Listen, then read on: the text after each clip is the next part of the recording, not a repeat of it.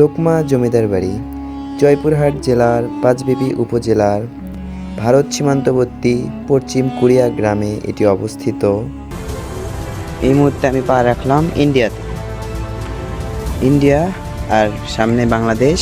Flash লাইটটি on করে নিচে দেখতে পেলাম সুড়ঙ্গ পথ, কিন্তু ফ্ল্যাশ লাইটের আলো সুড়ঙ্গর নিচ পর্যন্ত প্রবেশ করতেছে না।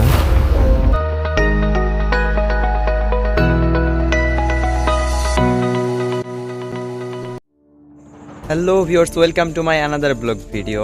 আজকে আমরা আসলাম লোকমা জমিদার বাড়ি।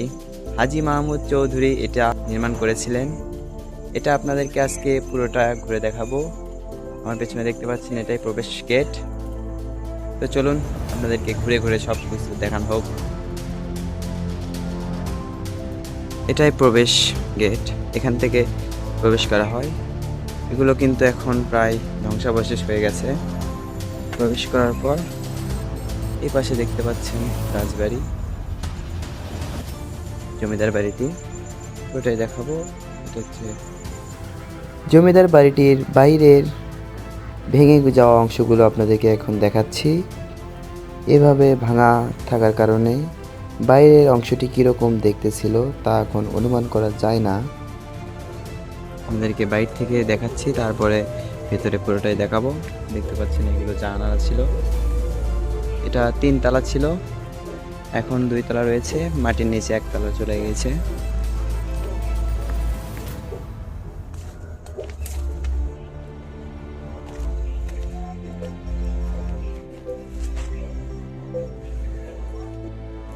লোকমা জমিদারের বাড়ির পাশেই যে গ্রামটি, সেটা ইন্ডিয়ার ভেতর। সামনে দেখতে পাচ্ছেন ইন্ডিয়ার কাঁটাতার, এরপরেই কিন্তু ইন্ডিয়ার জনবসতি। আমরা এখন রয়েছি বাংলাদেশ ইন্ডিয়ার সীমান্তবর্তী এলাকায়। আমি এখন ইন্ডিয়ায় প্রবেশ করব, করে ছবি উঠাবো। আমি এখন রয়েছি বাংলাদেশে। দেখুন এই মুহূর্তে আমি পা রাখলাম ইন্ডিয়া আর সামনে বাংলাদেশ। লোকমা রাজবাড়ি, এই পাশে ইন্ডিয়া দেখতে পাচ্ছেন। এগুলো পুরোটাই ইন্ডিয়ার মানুষজন এগুলো চাষ করে। বর্ডার গার্ডের ক্যাম্প দেখতে পাচ্ছেন ইন্ডিয়ার। আমি এখন একটি গেট দিয়ে প্রবেশ করে দেখাবো আপনাদেরকে।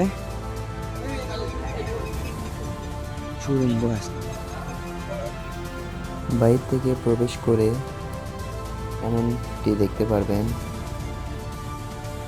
তো এবার আমরা আগে এই লোকমা রাজবাড়ির ইতিহাস সম্পর্কে জেনে নেই, তারপরে আপনাদেরকে ভেতরের কক্ষ এবং সুড়ঙ্গ পথে নেমে আপনাদেরকে দেখাবো। তো চলুন লোকমা রাজবাড়ির ইতিহাস জেনে নিই।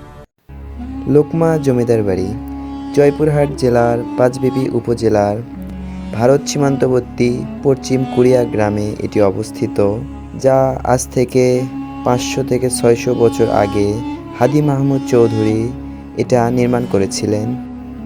কথিত রয়েছে এই জমিদার বাড়ির জমিদার খুবই অত্যাচারী ও নিষ্ঠুর ছিলেন, তাই জমিদারি প্রথা বিলুপ্ত হওয়ার অনেক আগেই এই জমিদার বাড়ির জমিদারি শেষ হয়ে যায়। এই জমিদার অত্যাচারী হওয়ায় গায়বী মাধ্যমে তাদেরকে জমিদারি ছেড়ে দেওয়ার জন্য বলা হয়। তারপর তিনি তাই করেন। এরপর থেকে এখানে জমিদারি বিলুপ্ত হয়। আমি এখন লোকমা রাজবাড়ির উপরের অংশে উঠতেছি। এখান থেকে আপনাদেরকে সম্পূর্ণ ভিউ দেখানোর চেষ্টা করব। উপরে যাওয়ার পর দেখতে পাচ্ছেন এখান থেকে প্রায় সব কিছুই দেখা যাচ্ছে। এখান থেকে তখনকার সময় জমিদার পুরো গ্রামটি দেখতে পেতেন, এবং তখনকার সময় এই বাড়িটি 3 তলা হওয়ার কারণে এখান থেকে জমিদার গ্রামবাসীদের প্রতিরক্ষা করতে দেখতে পেতেন। এখান থেকে এই জমিদার বাড়িটি 3 তলা ছিল, কিন্তু আপনারা দেখতে পাচ্ছেন এখন 2 তলা, আরও 1 তলা মাটির নিচে ঢেকে গিয়েছে। এই জমিদার বাড়িটিতে একটা সুড়ঙ্গ পথ রয়েছে, তা এখন আপনাদেরকে দেখাবো সুড়ঙ্গে প্রবেশ করে। এই কক্ষে প্রবেশ করে সুড়ঙ্গ পথটি আমি খুঁজতেছিলাম, তবে এখানে দেখতে পেলাম একটি পথ। তারপরে ফ্ল্যাশ লাইটটি অন করে নিচে দেখতে পেলাম সুড়ঙ্গ পথ, কিন্তু ফ্ল্যাশ লাইটের আলো সুড়ঙ্গর নিচ পর্যন্ত প্রবেশ করতেছে না। তবে আল্লাহর নাম নিয়ে সুড়ঙ্গ পথে আমি নামা শুরু করলাম। দেখা যাক এই সুড়ঙ্গ পথটি আমাদের কই নিয়ে যায়। তো এখানে সিঁড়িগুলো ভেঙে ভেঙে গিয়েছিল, তাই নামাটা অনেক রিস্ক হয়ে গিয়েছিল, কেননা একেবারে পা পিছলে নিচে যেয়ে পড়লে আঘাত লাগার সম্ভাবনা রয়েছে। তবে যেতে থাকলাম। সুড়ঙ্গ পথটি একেবারে সোজা নিচে এসে নামলো এবং এর পথ দিয়ে বের হতেই দেখলাম এই সুড়ঙ্গ পথটি ওপর থেকে নিচে এসেছে এবং আরও নিচে যাওয়া যায়, সেটি মাটির নিচে ঢেকে থাকার কারণে সেখানে আর যেতে পারলাম না। এই জমিদার বাড়িটিতে ছোট বড় মিলিয়ে প্রায় 30টি কক্ষ ছিল। তার মধ্যে অল্প কয়েকটি কক্ষ আমরা দেখতে পাচ্ছি এবং বেশিরভাগ কক্ষগুলোই হয়তো ভেঙে গেছে কিংবা মাটির তলে মিশে গেছে।